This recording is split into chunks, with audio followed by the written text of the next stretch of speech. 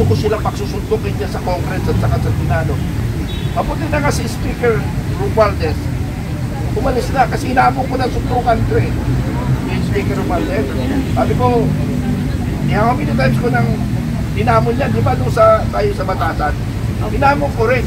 Pero wag sa loob ng Congress, sa labas, sa pintuan. Kaya siguro magkaedad lang kami, kaya ko kahit matangkat sa akin. Sanay man ako makapaglaban sa matangkat. Pero sa kaedad ko lang, hindi na pwede sa mga bata. So, ang point ko dito, nag-iinit ang dugo ko na para ba ang tingin na Pilipino, mga tanga tayong lahat. Ha? Mga tanga kayo mga vloggers, mga tanga kayo, buko kayo. Paano? Tingnan nyo na lang sa Senado, huwag na sa Congress, tapos na sa Congress eh. Napalayas na yung mga tarantado nung bumayin din sa taga-Congress. Natakot sila dahil si Congressman Barsagan, sabi ni Congressman Barsagan, nung nasakwan tayo Batasan, nako, yung mga Pilipino dyan, pag nakalusot yan, nakarating sa opisina natin, maggutay-gutay ang katawan natin para mapaparis tayo sa Nepal. Sabay, sabi ni Congressman Romualdez, sabay pasok sa kanilang kwarto. Nag-usap-usap sila. Papasok si Congressman Barsagan sa opisina. Hindi siya pinapasok dahil hindi kakampi. Paglabas ni Romualdez for after 10 minutes yata, lumabas si Romualdez. Tapos umupo, I resign. So nagtagumpay ang United People's Initiative. Yung inisyatibo natin na mga kapwa natin naghihirap ngayon ay nagtagumpay tayo initially. Correct. Initially, nagtagumpay tayo dahil wala nang walang iya sa Congress ka. Yan na may Congress ngayon na wala nang tapang, di ba? Correct. Wala na. Wala na. Bumait sila. Yung Congress. Punta kayo yung Congress! Bumait kayo. Salamat. Bumait kayo. Ha? Lumipat sa Senado, sir. Pero kung yan ang Senado, kaya po yun natin bubugin yan eh. Lumipat. Nandun yung mga tuta. Ikaw, Senador Lacson, magiging bastos ako ngayon. Lumipat din kayo sa Senado, sir. Sige, birahin mo na. Magiging bastos ako ngayon, sir. Idol kita, Senador Lacson. Pero dahil sa bilyon-bilyon ng pesos, nalasong ka sa bilyon. Yes. Trillion pa. Correct. Idol kita, sir. Pero, dahil sa bilyon-bilyon ng pesos, nabago ang inyong pananaw. Naiba inyong linya. Ikaw, Tito Soto, ha? Ano bang alam mo? Di ba ang alam mo lang magpatawa sa tao? Correct.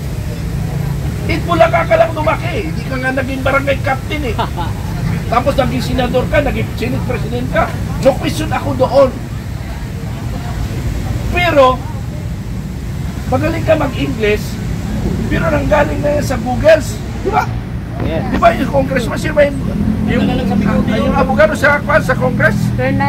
Fernandez, Google lawyer. Google lawyer. Ito na naman si Soto, Google rin siya. I-google mo na lang. Ay, Google na lang. Ano ba tama't mali? Bakit? Hindi ba tayo marunong mag-Google? Ha? Marunong tayo. Lahat nga tayo matalino ngayon eh. Ha? Okay. Tama ba itong words ko na ito? Tama ba yung spelling? Verify. Oh. Pero, yung pagkawalang iya, ay hindi talaga mawala yun. Ano? Hindi talaga mawala yung pagkawalang iya. Correct. Okay. Biruin mo, marami ng kwento. Kaya nga ako, minsan nagsisigaw ako, talagang nagagalit ako sa galit, dahil yung galit natin, para bang hindi natin alam ang nangyayari sa ibabaw ng Pilipinas. Yun yung masakit para sa ating Pilipino. Na para bang ginawa tayo, tingnan mo kanina yung nakapila. Naniwala sila, sir, malaki ang tulong sa amin ni Marcos. Binigyan kami ng 3,000. Ha? 3,000? Ang nakalista doon, 15,000? Asan yun? Yung sobra nun. Hindi sa mga kurakot na tao. Nabigay sila ng sabihin natin, 10 billion. 1 billion lang ibinigay. Na walang 9 billion. So ginagamit ang mga mahirap. Tinan mo, kanina nakipagdibati sa akin, pero mayroon na sumawala sa akin. So pumasok sa isip ko, kaya yung marami tayo ngayon dito, hindi kumikilos dahil yung flood control, yung billion-billion of pesos, ay napunta sa mga mahirap, ginamit nilang mahirap para sila makapagkamkam ng trillion of pesos. Correct. So yun ang problema, kaya doon ako nang galit. Balik ako kay Senador Lacson. Balik ako muna kay Senador Lacson. Sir, idol kita, pero ngayon hindi na kita idol. Mamamatay ka na nga lang, mag-iiwan ka pa ng masamang imahe. Yes. Di ba nakakaya yung Senador Lacson? I'm sorry for your watching. I'm sorry. Binibigay ko lang ang opinion ko bilang isang Pilipino na hindi ko gusto yung nangyayari sa Pilipinas. Hindi ko gusto. Correct. Nangyayari sa Pilipinas. Ikaw, Soto. Ay, sorry. Ikaw, Soto, ha? Napakaganda ng takbo ng karir ng iyong pamangkin. Ginamit mo. Isinalang mo sa sa Congress. Ayun.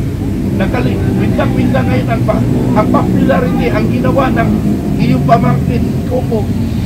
Pico Soto. Pico. Ngayon, asan na ngayon siya? Wala na. Correct.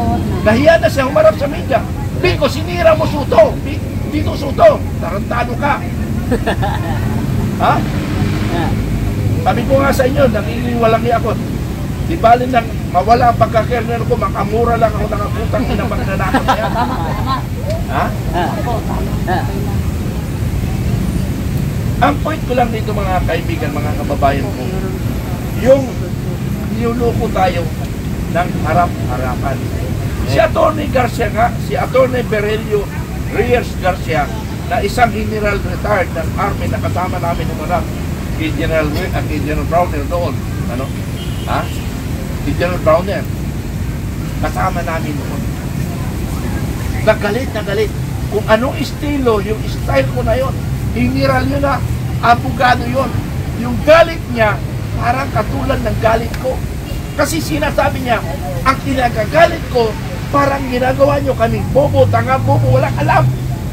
Correct. Yun yung kinagagalit ni Atty. Garcia or General Garcia. Berelio Garcia. So lahat tayo Pilipino ay galit sa mga ganun. Okay, tanong ko lang, masagot nyo nga ako, bakit mayroong Pilipino na bulag, bingi at bibi? Bakit kaya? Bakit sinabi kong bulag at bibi at bingi? Kasi nga, mayroon pa naniniwala sa Marcos administration. Mga kasama ko naniniwala kayo. Kaya nga si Secretary Gubo Chudoro, hinabong ko yan ng debate. Biruin mo takwan sa takwan, Barnacher, ano? Number 1 siya. Pero ako number 1 sa huli. Pero hamunin ko siya ng debate regarding corruption. Yes. Ha? Hinamon ko si Congressman Chudoro ng debate regarding sa corruption. Ang tanong ko una sa kanya, unang mediator, may problema mang bansa o wala? Pag sinabi niyo wala, ay hindi na ako makapagtalon. Kasi bulag na siya eh. Ano pa pagtatalon na namin, understood na kakampi ni Marcos. Pag sinabi niyo mayroon, ay doon kami mag-uusap. Mayroon pala, anong ginagawa mo? Yes. Bilang isang secretary, okay, that is a part of politics. Pero dapat, manahimik ka na lang. Secretary Chudoro, ha? Huwag ka na magsalita. Manahimik na lang kayo kasi wala kayo silbi. Correct. Ha? Ang hinig na lang sa inyo, manahimik na lang kayo. Kabarong ko, manahimik na lang kayo. Hayaan nyo na lang ang taong bayan magbigay na kanilang sama ng loob, ng kanilang saloobin. Correct. Pero huwag nyo nang dipinsa ang sarili dahil wala kayong ididipinsa. Correct. Manahimik na lang kayo. Tama. Para kung nanahimik kayo, walang mag-iinit ng dugo. Para katulad kanina, ano, example natin, yung isang civilian dito, isang na sinabihan na isang, ano tawag nun? Lager. Isang vlogger at saka yung isang kwan, nakipag-away pa. Adi, nagkaroon ng kumusyon, na magsuntukan, magrambulan dito. Ang sabi ko, doon sa nagagalit, talaga, sabi ko, kuya, baka pwede pag-iusap ko, pinagalita ko na yon. Kasi hindi rin namin kasama yun. Sabi ko, kuya, sana kanina, huwag ka magtaas ng boses. Kasi galit na nga sila, makikipag-kumpronta. Ang tanong ko ngayon, kaya mo ba sila? Paano ko pagtulungan ka? Pero yun, ang point ko doon, ganito rin yan. sa men in uniform personnel. Manahimik na lang kayo para ang Pilipino ay hindi na mag-alsa ng galit. Correct. Tama. Kasi habang kayo nagsasalita, habang kayo nagdidepensa, lalong nagagalit ang mga Pilipino. Tama hindi? Tama. Dapat manahimik lang sila. Huwag niyong depensa ng sarili niyo. Kasi totoo yung sinasabi ng kapwa Pilipino natin. Correct. Yun yung hinig ko lang. Manahimik na lang kayo. Huwag niyong depensa ng sarili niyo. I'm sorry. Yung mga nakikita ko nagsasalita, mga junior officer ko yan. Mga kasama ko dati. Pag once army nakikita ko, mga kasama ko dati yan. Ha? Tingnan mo doon sa comment. Bakit yung iba nakapag-comment? Bakit si Segundo hindi makapag-comment? Kasi alam nila yung comment ko, balasubas. Kaya black na ang pangalan ko doon. Pero yung ibang Pilipino, naka-comment. Pero pag tingin ko, bakit yan yung maka-comment? Yung iba nakapag-comment. So ibig sabihin, alam niya, negative lagi ang sagot ko. Hindi negative. Positive yun para sa taong bayan. Yung Tama. sagot ko. Dahil opinion ko yun eh. Nagbabayad tayo ng taxes. Wala pala kaming bayad taxes eh. Retired kami. Pero paano yung kababayan natin? Yung anak ko, kapatid ko, nagbabayad ng taxes. Ha? Oo nga pala. Oo, bumibili. Bumibili pala, kumakain. Nagbabayad pala ng taxes. So may karoon pa na kaya ako. Meron. Kasi nga, Correct. nung ako nasa serbisyo, maraming allowances, maraming lahat yan. Pero nawawala lahat yun. Ha? Dahil 15% instead of 100% yung aming tatanggapin, babawas ng 15%. So 85% na lang ang aming pension minus yung mga allowances. So malaki. Kaya nagbabayad din ako. Kasi yung 15% automatically yun yung kinakaltas para sa gobyerno. Tapos 85 na lang. Then yung namimili pala ako, ano? So yung pala yung yun yung bayad ko sa tax, ano? Okay, balik tayo mga kaibigan. Tumabang dito ko pala. Okay lang, maganda. Maraming gusto man. Hindi, ayaw ko nga magsalita kasi paulit-ulit talaga. Pero yung kay Lacson, Ha? bitin eh. Ha? Bitin eh. Pero sa totoo lang talaga, mga kababayan ko, lalo sa aking mga kabaro, at lalo mga nasa acting pa ngayon ng mga kabaro ko dati, nakikiusap ako sa inyo, hayaan nyo na lang ako magsalita. Huwag na kayo kumontra. Kasi habang kayo kumukontra, ang tingin ko sa inyo, mga bulag kayo, tingi at piki, kayo ay pabor sa magnanakaw. Nga. Di ba na nasa active tayo, galit na galit tayo, kayo mga enlisted personnel.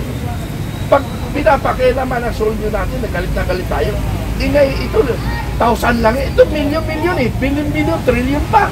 Nga. Hindi tayo kumikibo.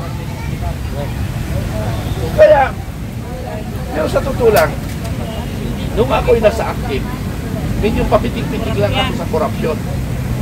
Papitik-pitik ako. Pero ngayon, dahil retired na ako, i-full blast ko na para sa ating sambayan ng Pilipino. Bago man ako mawala sa ibabaw ng mundo, hindi ako masisihin ng aking mga apo sa ako. Ang lulo ko nakipaglaban sa korupsyon. Kaya ganito kami, hindi kami naghira.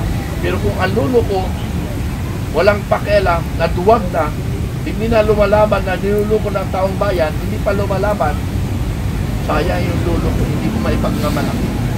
Wala siyang ginawa. Naging sundalo pa. So, I'm talking now, mga kaibigan, on reality na nangyayari sa ating bansa. Ha? Lumabas ako, lumitaw kami ni General Focus, Captain Valero, General Tito, o General Simo, sa lahat ng mga general na sumusuporta sa United People's Initiative. No? So, mga kababayan, pagtagumpay lang tayo, hindi ko pinangako, gagawin ko. At kung hindi ko magagawa, makikita nyo, isa rin ako magiging kalaban nila. Tandaan nyo, ang aking mission lang sa ibabaw ng mundo ngayon, tuldukan ko ang korupsyon at tuldukan ko ang komunista.